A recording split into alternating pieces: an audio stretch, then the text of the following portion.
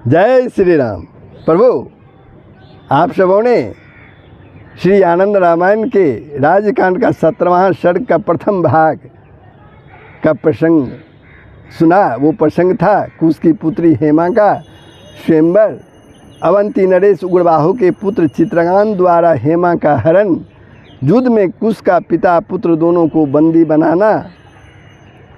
ये प्रसंग प्रभु श्री राम द्वारा लब को कंकन यानी अगस्त मुनि से प्राप्त कंकन को प्रदान करना, ये प्रसंग आप लोगों ने सुना था। अब श्री आनंद रामायण के राजकांड के 17वें सर्ग के द्वितीय भाग में जो प्रसंग है वो है कंकन प्राप्ति की कथा। यानी अगस्त मुनि को कंकन किस प्रकार प्राप्त हुई थी, श्री राम का लब को कंकन प्रदान करना, दंडकारण्य का वृत्तांत और उसकी महिमा, दान के महात्म्य में राजा श्वेत की कथा। ये प्रसंग आप लोग श्रवण करेंगे।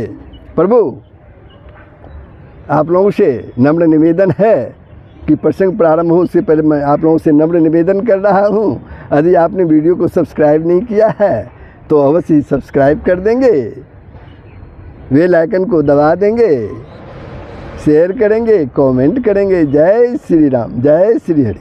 तो प्रसंग प्रारंभ होता है कि अगस्त मुनि को कंकन कैसे प्राप्त हुआ। लब ये बात उनसे पूछ रहे हैं तो बता रहे हैं अगस्त मुनि, एक बार की बात है, मैं दंडकारण्य में स्थित एक सरोवर में स्नान करने के लिए गया।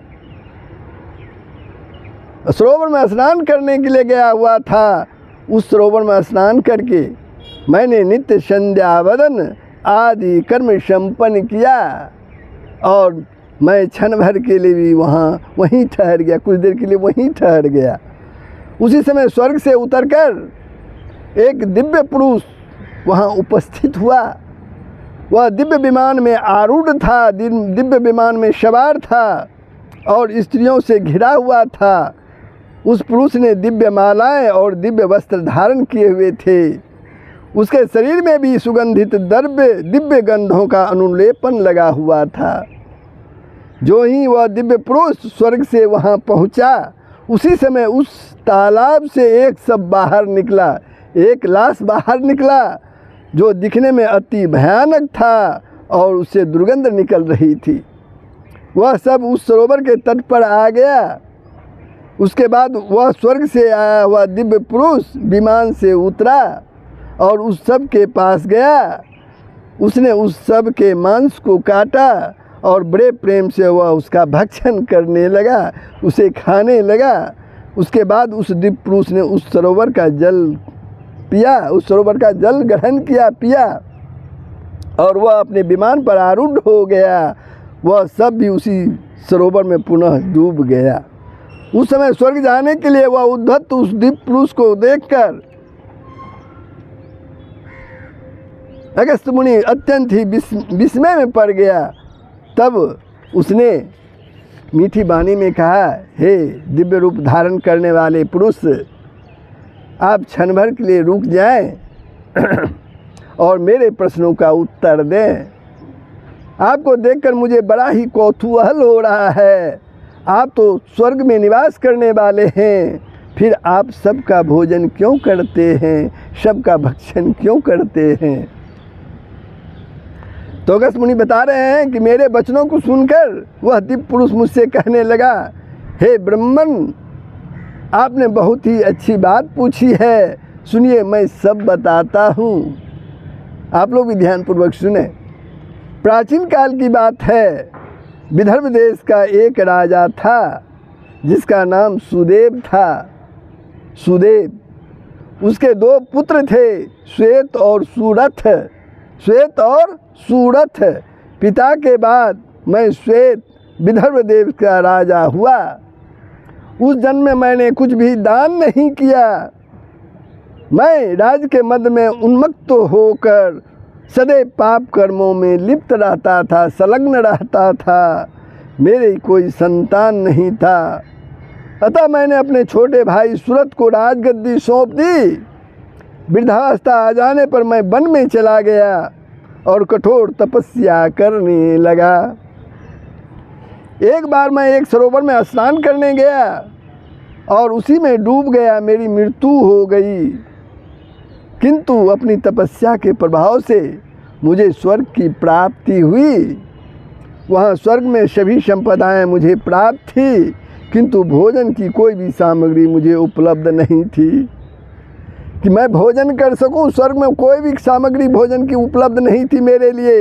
यह देखकर मैंने देवराज इंद्र से पूछा, हे देव, यद्यपि यहाँ मुझे अत्यंत दुर्लभ भोग प्राप्त है, फिर क्यों मुझे भोजन के लिए कुछ भी प्राप्त नहीं है? यहाँ मैं कैसे सुखी रह सकता हूँ?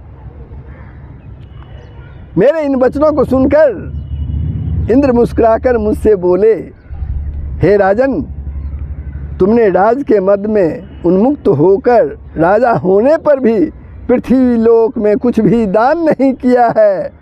बिना दिए हुए कुछ प्राप्त नहीं होता है, बिना दिए हुए कुछ भी प्राप्त नहीं होता है।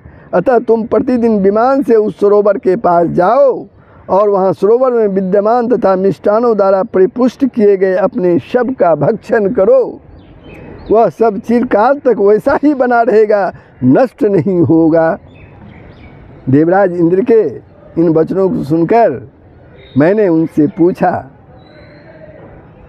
मैं दिव्य अन्न कैसे प्राप्त करूंगा? इस विषय में मुझे बताइए। मेरे इन वचनों को सुनकर राजा जो है वो अपनी कथा कह रहे हैं, किस प्रकार उस सब का भक्षण कर रहे हैं। मेरे इन वचनों को सुनकर इंद्र पुनः मुझसे बोले, अभी यह दंडकारण्य मनुष्यों से रहित है। देवताओं की प्रार्थना पर जब मुनि अगस्त्य जी अपनी भार्या लोपमुद्रा के साथ विंध्य पर्वत की वृद्धि को रोकने के लिए काशी नगरी का परित्याग कर दंडक वन में जाएंगे, तब उस समय तुम सरोवर में स्नान करने के बाद वहाँ स्थित उस मुनि अगस्त्य जी का दर्शन करोगे। तब तुम जल से परिलुप्त अपने कंकन को उन्हें दान कर देना। हे राजन, श्वेत, उस कंकन दान के प्रभाव से तुम दिव्य अन्नों की प्राप्ति होगी, तुम्हें दिव्य अन्नों की प्राप्ति होगी। हे मुने, देवराज इंद्र के इन वचनों को सुनकर मैं तब से लेकर आज तक नित्य प्रति यहाँ आकर अपने ही शव का भक्षण किया करता हूँ, अपने ही शव को खाता हूँ। इतने दिन हो गए, किंतु आज तक कोई भी मनुष्य मुझे यहाँ नहीं दिखाई दिया। आज मुझे आपके दर्शन हुआ है, अतः मुझे यह निश्चित ही विश्वास है कि आप ही कुंभ जोनी मुनि अगस्त्य जी हैं। आज आपने मेरा उद्धार कर दिया है। मेरे इस कंकन के दान को आप स्वीकार करने की कृपा करें प्रभु। अगस्त्य जी बोले, हे लब, क्योंकि अगस्त्य जी तो कंकन प्राप्ति की कहानी लब को सुना रहे हैं। तो इतने प्रसंग के बाद अगस्त्य जी बोले, हे लब, उस स्वर्ग लोक से आए पुरुष ने इस प्रकार से मुझसे कहने के बाद अपना कंकन उतार कर मुझे प्रदान कर दिया, मुझे दे दिया और अत्यंत ही प्रसन्न होकर स्वर्ग लोक की ओर चला गया। तब से वह सब सरोवर के यानी तालाब के जल से कभी बाहर नहीं आया और वह दिव्य पुरुष स्वर्ग लोक में दिव्य अनादि को प्राप्त कर सुखपूर्वक रहने लगा। इस प्रकार से दंडक वन में मुझे जो कंकन प्राप्त हुआ उसे मैंने श्री राम को समर्पित कर दिया और उन्होंने भी इसे तुम्हें प्रदान कर दिया। तुम्हें प्रदान, इस तरह कंकन प्राप्ति की कहानी का प्रसंग आप लोगों ने सुना। अब आगे सुनिए। गुरु रामदास जी बोले, हे शिष्य विष्णुदास, मुनि अगस्त्य जी के इन वचनों को सुनकर लब ने उनसे पूछा, हे मुने, आपने दंडक वन को मनुष्यों से रहित बताया है, अतः आप कृपा कर यह भी बताएं किस कारणों से उस वन का नाम दंडक पड़ा और क्यों यह मनुष्यों से रहित हुआ। अगस्त्य जी बोले, विंध्य पर्वत के दक्षिण में इक्ष्वाकुश वंश में उत्पन्न एक राजा राज्य करता था। इक्ष्वाकु वंश के एक राजा राज करता था, उसका नाम दंडक था। वह सदा पाप कर्मों में निरत रहा करता था, यानी सदा ही पाप कर्म ही करता रहता था। एक बार की बात है, वह अपनी सेना लेकर शिकार के लिए वन में गया वहाँ एक मृग को देखकर राजा दंडक उसके पीछे दौड़ा। वह अकेले ही घोड़े पर सवार होकर उसके पीछे एक देश से दूसरे देश में दौड़ता हुआ चला गया। आगे जाने पर वह मृग अदृश्य हो गया, वह हिरण अदृश्य हो गया।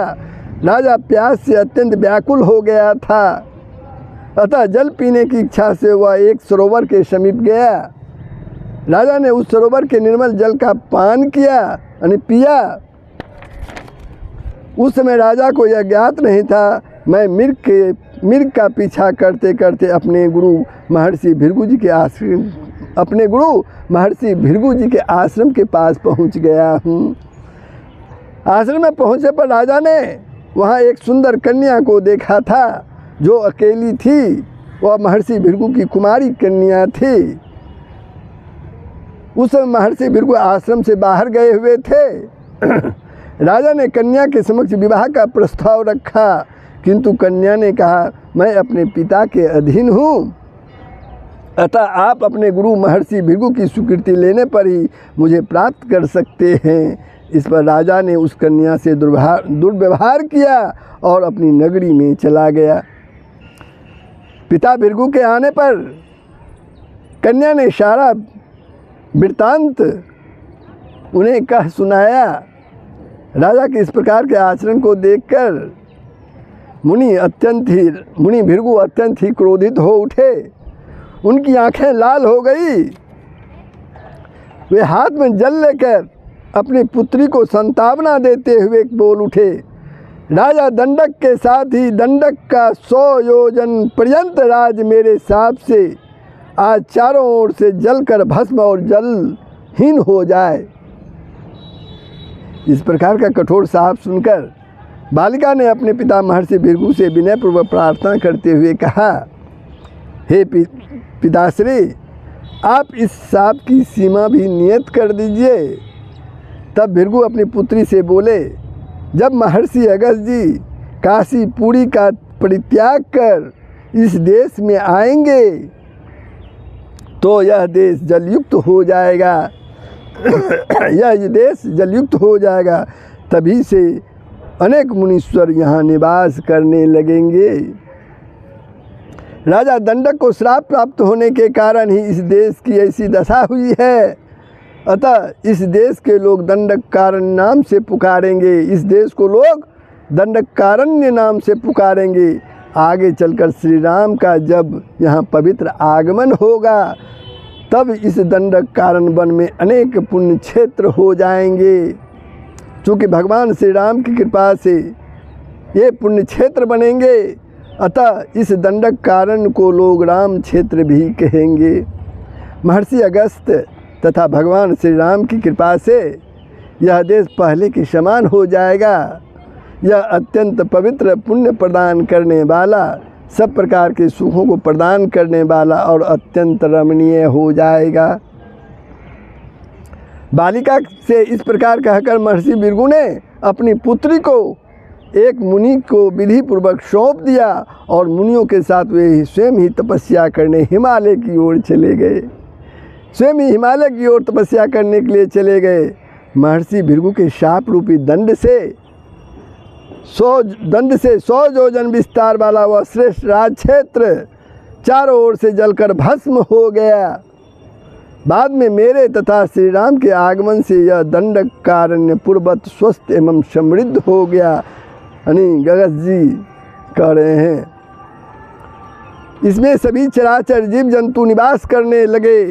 अगस्त्य जी ने कहा, हे लब, जिस प्रकार तुमने मुझसे पूछा था मैंने कंकन की प्राप्ति का कथानक तथा दंडकारण्य की कथा, इन 2 सुंदर कथानकों को तुम्हें बता दिया। महर्षि अगस्त्य जी के मुख से यह सारी बात सुनकर उस समय लब को अत्यंत ही प्रसन्नता प्राप्त हुई। उन्होंने मुनि अगस्त्य जी को प्रणाम किया और फिर वे श्री राम की सेवा में लग गए।